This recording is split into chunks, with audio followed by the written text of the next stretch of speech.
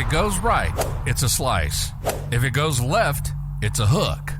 If it goes straight, it's a miracle. This is Out of Bounds. If it's happening in the world of golf, we're talking about it. Coverage, debate, discussion, pro golf and local golf. Let's do it. This is Out of Bounds. And here are your hosts, Nate Sharman and Josh Durso.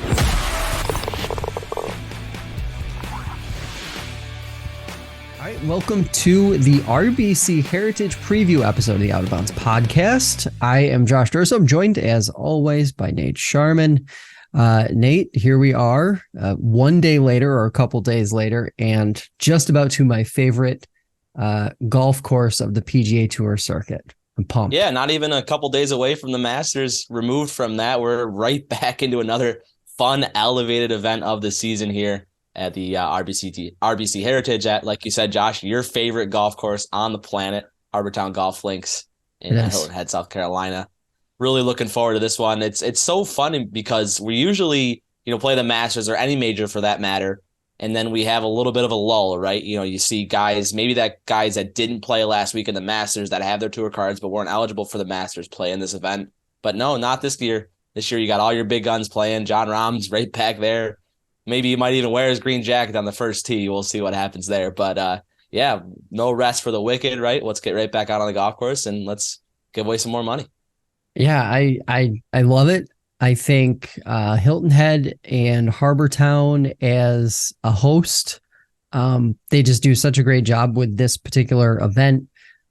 Lots of discussion around how this event sits now in the schedule. It's in kind of a weird spot. Also, there's been, some at least debate in golf circles about whether, Harbortown should host a major event. Whether that could potentially happen is a different question. I think the community could certainly handle it. I think Hilton Head would be an awesome venue, an awesome place. But I think you'd have to do some work to the golf course to make it major worthy. Grow those roughs out and, speed up those greens. And it's a good golf course because it's really not that easy, right? I mean, we see scores that aren't crazy. I think Jordan was around 13 under last year when he won. Yeah. But it's not particularly long, but it in some spots it's a little bit target golf, right? You got to play smart. You can't just bang away with the driver. And that's kind of fun to watch, these guys kind of being a little bit more strategic, which they had to a little bit at the Masters, of course, but you get kind of sick of those kind of just bang it down and figure it out there, but kind of being more strategic and placing your ball in the right spots, knowing where you need to be on the fairway to have good angles into the greens. So it should be a fun tournament. Yeah, I agree. What do you, because I threw this down as kind of a question for us to talk a little bit here about, should it get moved? Do you think moving this maybe a couple weeks later would make sense? Yeah, sure. Why not? We've moved so many tournaments, right, in the last few years on the PGA Tour. And this is, like you said, a really good host of a golf course. And in the past few years, it can get overlooked, right, being after the Masters. But the only thing that comes down to with that, Josh, is just travel. And, these guys are already traveling so much. Coming from Augusta to Hilton Head is really not that far. But you take a look at the rest of the schedule. After some of the other majors, they travel a good amount of time. So it makes sense that they would have to kind of move around. One thing they keep this there is, it's constant. Every year they play at Augusta and then they play at Hilton Head. Any other major, that flips around all across the U.S. in those two majors. So it'd be interesting. I would love to see it another time of year, Josh. That's for sure. I know you would too, right? Yeah, I think I would be more of a proponent of maybe just moving it a couple weeks rather than moving it, say, to another time of year. It gets really warm and really humid down there in the summer and right into the fall. So I think from that perspective, it might be a little tough to play it down there. And just Hilton Head Island in general, obviously the month of July and August, tourist trap. It's not the best place to try and bring even more people in. This is, at best, this is the very early part of the spring break season for them down there. So, I think in general, this is probably the best time of year, but maybe move it like a week or two, put a non-elevated event in between the Masters and this, now that it is an elevated event, just to give those top 20, top 30, top 40 guys a chance to cool off, collect themselves, and make this, my worst fear of this would be, and we haven't really seen it, but to see more players do what Rory did, which is withdraw. And we don't really know why, right. But at the end of the day, I could see a scenario where, say, as maybe next year, we see more players choose this week to be the week to take off. Now, I would hate to see this golf tournament at this golf course basically bear the brunt of that. That would suck. Yeah, let's talk about Rory for a second, right? We saw that withdraw on Monday. We talked a little bit about it on the last show. So this will be the second elevated event he misses this year. They announced beginning of the year you could only miss one elevated event and still be in the running for that PIP money, that player performance money. Yeah. So I guess that kind of gets two questions out of me. First of all, is Rory injured? He didn't play well in the Masters, and we haven't heard him be injured. I would think, first of all, that they would come out and say he withdrew due to injury if he did. So I guess does he have a lingering injury? And then second, would they make an exception for a guy like Rory or something like that if he misses an event? Or does that just put you in a snowball for other guys that want to miss more events to be in the PIP money? I'm interested what you have to think about Rory missing this event and what it means to the tour. I don't think he gives a crap about the PIP money, which is probably part of the reason that I bet was part of the calculus for him. He's one of the guys that pushed for it to be increased, though. Yeah, I just don't think that he would have. I think it's a matter of he understands that it's a real positive for the game of golf if you have guys who are, going out of their way to be brands and to elevate, the PGA Tour and golf in general, which is really what the PIP is all about. The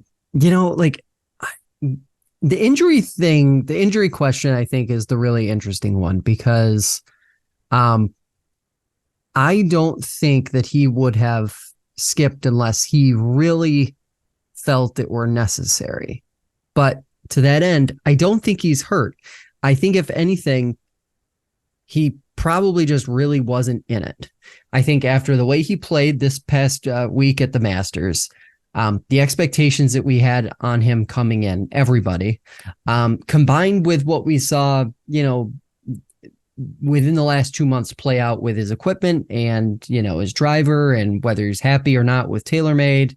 I think all of that combined may have just created a scenario where, I think for the common man, think of it as mental health day. He's taking a mental health week, right? So, does the tour have to come down on him? Do they have to, remove him from the PIP money running? Sure. I mean, it probably would, and he probably won't object to that. So, that won't be an issue. But I think long term, getting Rory to a spot where he's right is probably what the tour wants more than anything, because more than anything else, the PGA Tour wants a healthy, productive Rory McIlroy, because he is when he's on, he's one of the best players in the world. You want that. But all I got to say is if he isn't injured, he could take some flack, with him, saying what he's got to say about Liv, right? We've seen that for all year. Liv playing exceptionally well in the Masters, him missing the cut, and then withdrawing the next week. If he's not injured, of course, he could really, really take some flack for it from some of these Liv supporters for, Rory kind of talking the talk, but not being able to walk the walk currently. But yeah, you hit the nail right on the head that the tour needs a good Rory McIlroy on the course too. He's been so good off the course for them, and it'd be really good to get him right. But I fear that Liv could really eat him up if he isn't hurt. They could, but you know what? Like the thing that I see most frequently in those circles from Liv supporters who are bitter about what the PGA Tour is doing and what some of the guys are saying, like Rory, is that Rory is basically acting commissioner, right?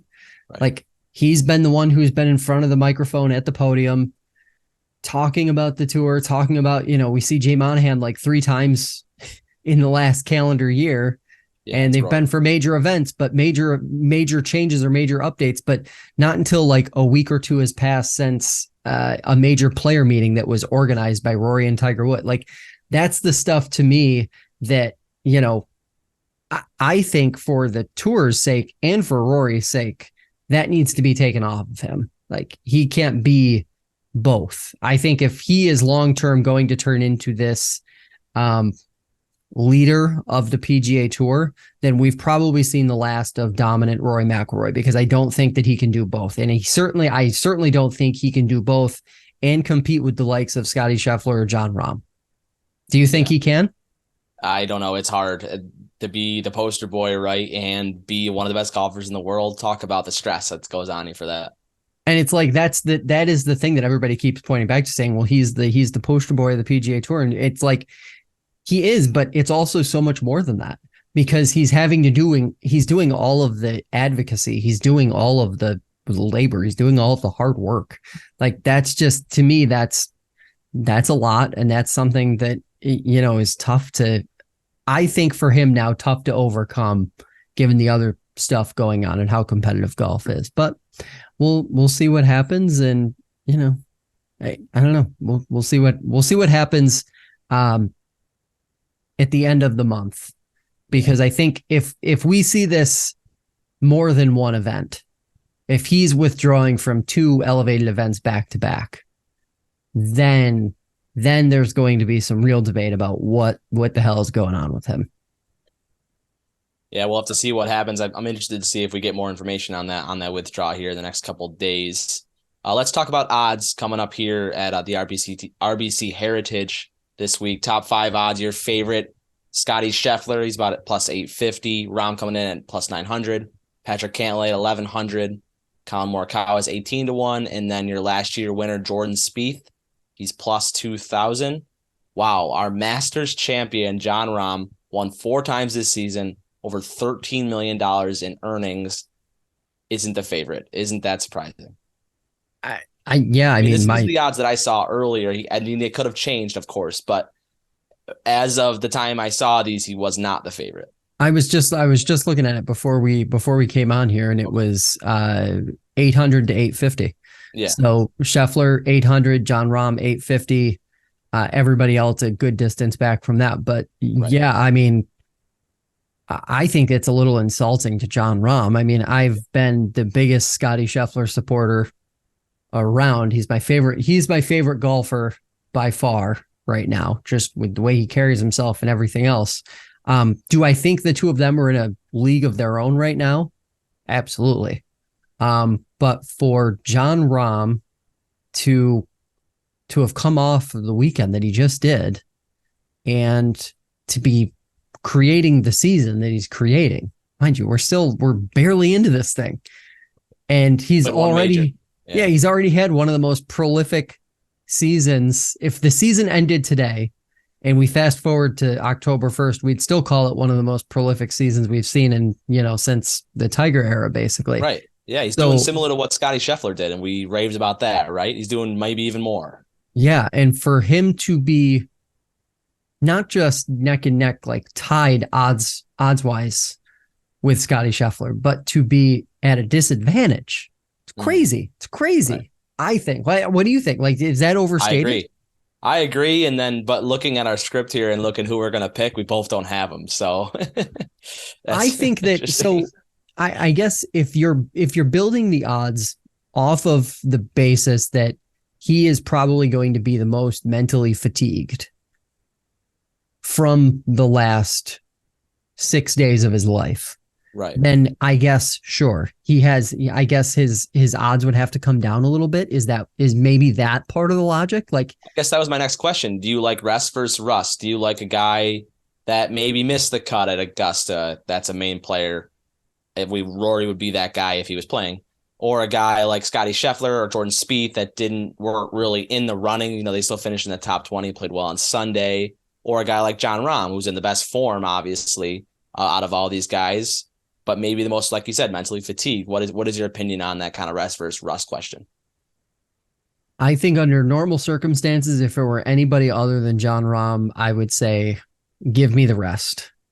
But right now, I think that Jon Rahm coming off this past weekend, I'd take him over the field. I will take Scottie Scheffler over the field. I'll drop that hint, but it's the two of them against the world. Like that's it. And I don't care. It doesn't matter to me that he just came off a really like mentally exhausting weekend, and he probably enjoyed himself Sunday night into Monday. I hope. And kind of took his time getting into it. But man, look, we just saw him, think back, what was it, 2 or 3 weeks ago when he fired those back-to-back 76s? Right.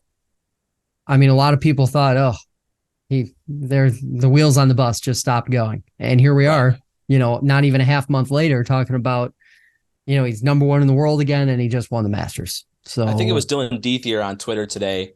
He's at the tournament and a golf writer. And he wrote that Jon Rahm was practicing 3-4 footers on the practice green today at Harbour Town. So the grind doesn't stop for a guy like Jon Rahm, and it's pretty cool to see. And also, he's going to know that he's not the favorite, because they asked him last week before the Masters started. They said They asked him a question, as the favorite, do you feel X? And he responded with, well, last time I checked, I'm not the favorite. I'm third. So he knows that he's not the favorite. He looks at that stuff. Yeah, he knows. And I think they all do. They say they don't, but they do. Yeah. I mean, I think it's impossible not to. Picks to win. Who are you looking at as far as the favorites are concerned this weekend? I had kind of a tough time when determining mine, but I'm going back to the well. The guy that won last year, Jordan Spieth, played really well, 66 last week, or last Sunday at Augusta, playing some really good form golf. Won here last year in that playoff versus Cantlay. I also think Cantlay will play well. We'll get to that, but I'm taking the Texas Longhorn, Jordan Spieth, to win this week. I think it's gonna happen. Dig it. And like I said earlier, I got Scottie Scheffler. I just think I have this strange feeling that he is going to win and remind the world why he is number one all over again. And we're gonna be stuck. Oh, he's not number one. Rahm is now. Prisoners of the moment, because I'm pretty sure it's so close between the two of them. We'll have to look afterward and confirm. Rahm jumped back up to one, but I think it's obviously close. Scottie wins this weekend. Does he go back to number one? Are we just going to have this dueling number one back and forth? I'm pretty sure that'll happen if he does win. Yes. So it will be right back to square one again. Again, just shows how neck and neck these guys are. But don't count him out. We have seen when Scottie Scheffler is on, if there's anyone who can be as prolific as Jon Rahm without the energy, without the bubbling, caffeinated energy, it's Scottie Scheffler. He can do it. Agreed. Yeah, it's for sure. Yeah. Long shot. Who you got for a long shot this week? So I'm still a little hurt because I had Brooks Koepka last week at 4,400, sort of a long shot in that Masters tournament. Was looking really good until Sunday afternoon. So I'm a little still hurt, but I'm going to go with the American, Sahith Theegala. He played really well in the Masters on Sunday. I think he was ended up being ninth. Yeah, jumped into that top 20 or top 10, excuse me. Top 12 in ties at Augusta gets you into next year. So he bought his ticket to Augusta, Georgia next year. So he's just a really fun story to watch. He had a really great interview on Foreplay. Dan Rappaport was interviewing him too. So it was a lot of fun there to kind of see him go through. So he just has really good vibes with him. He shot 67 at Augusta. So Sahith 80-1 or 60-1, excuse me. As last time I saw him, I think Sahith has a good chance to play well at RBC. Last year, T70. So he made the cut, but expecting a little bit better this year from Theegala. Guess what? I'm going back to the well. A guy that I've picked, seems like a few times, and it's burned me every time I've picked him. Sam Burns, plus 4,000. Feels... You did on the Burns thing. Right. It feels like this could be a week where he gets another win, and all of a sudden I put him in the same category as like a Max Homa. He could go out and win any week. He is definitively one of, I would say, the 10 best golfers in the world. Won the match play, yeah. Yeah. Played well at the Masters too. Yeah. So I think it would be fitting for him to win this weekend. I like it. Let's talk DFS lineups. What are you How are you approaching this week? Because it's interesting. When I looked at your lineup, I was a little taken aback. Yeah, I'm a little top bottom heavy this week. Yeah, this seems unusual, which is a little weird. I'm usually a little more balanced. Yep. But like I said, I think Jordan Spieth will play well. He's my pick to win, and I also think Cantlay will play well. I think Cantlay is going to be a little bit less mentally fatigued than some of these guys, because some of these guys are arguing about slow play, and Cantlay's got his blinders on, right? He's not hearing any of that noise. So I think Patrick has a good chance to play well this week, even with the criticism about slow play. So I got him and Jordan, Seamus Power, rookie Ben Martin, Nick Taylor, and Sahith Theegala rounding out my lineup. Have my rule in there to always have a Canadian. I got Nick Taylor representing our neighbors to the north. So I'm pretty sure I won last week at Augusta, by the way. I was in the money for most of the time. As classic hold, I slid out right at the end. So no money making available for me at Augusta, Georgia. But we'll see what happens this week. Yeah, so kind of took the more middle of the road approach this week. Jordan Spieth is my we'll call him my big gun for the week. Cam Young, also another one of the big guns. I think this caddy switch for Cam is going to pay off here sooner than later. I think we're going to see him get a W, and obviously only in year 2. Yeah, tons of upside. Keith Mitchell, Kurt Kitayama, Tom Hoagie, and another Cam Davis is my dark horse pick basically from this week. He's got a couple top 10s this year. He's made half of his cuts. Obviously he hasn't been playing his best golf, but I like him for this kind of event because I think this is the kind of event coming off of a major that some of these middle of the road guys could just fly right under the radar. Yes. Just escape the spotlight, go out, play some good golf. And we could be talking about a guy who hasn't won yet this year, getting a W down in Hilton Head. It'd be cool. I like that Cam Young pick a lot. I was thinking about him too, because Webb Simpson has a really good history here with Paul Tesori on the bag for Webb all those years, now on the bag for Cam Young. So I would expect, Paul Tesori is going to bring in that caddy knowledge to Cam Young, and he's obviously playing really good golf, played well at the Masters too. So I wouldn't be surprised if Cam Young holds up the trophy on 18th green at Harbortown on Sunday. Wouldn't that be awesome too? Because he is one of the young guys that we just, as golf fans, want to see win so badly. Does every Cameron hit it like exceptionally far, or is it just me? I think it must be a Cam thing. Must be a tour on Cam thing. Yeah, there's a million of them. I think Max Home made a good joke about it. He had his baby with Lacey. They named him Cameron. So he's just hoping that he's going to hit it really far. All right. So, hey, that is going to do it for this week's Out of Bounds. We will be back on Sunday to recap the RBC Heritage. Follow Out of Bounds on TikTok, Instagram, and of course, subscribe here on YouTube. And remember, whether it's down the middle or out of bounds, keep on swinging. You've been listening to Out of Bounds. If it's coverage, debate, or discussion of pro and local golf, we'll be talking about it. Be sure to visit the website at fingerlakes1.com. Find us on TikTok, Instagram, and Twitter at OutOfBoundsFL1. See you next time on Out of Bounds.